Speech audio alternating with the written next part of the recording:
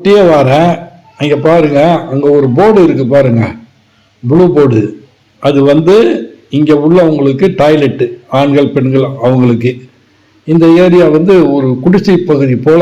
இவங்களுக்கு அரிசி, கேழ்வரகு, கோதுமை இதெல்லாம் இவங்களுக்கு கிடைக்கும் ஹாஸ்பிட்டால்ஸ் போட்டதுனால. இது ஒரு பிரைவேட் ஸ்கூலு.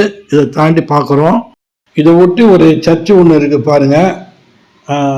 அப்புறம் வந்து அங்கே வந்து திவ்ய சாந்தி கம்யூனிட்டி சென்டர், குழந்தைங்களாம் வச்சு பால்வாடி மாதிரி. இது சென்னையில் உள்ள அம்மா உணவகம் மாதிரி முன்னாள் பிரதமர் இந்திரா காந்தி பேரில் இந்த உணவகம் அமைஞ்சிருக்கு.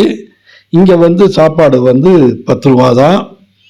இங்கே வந்து என்னன்னா புலவுன்னு கொடுக்குறாங்க, அதோட கொஞ்சம் மோர் கொடுக்குறாங்க. இதனுடைய உள்கட்டமைப்பை பாருங்க, ரொம்ப அருமையாக சூப்பராக இருக்குது.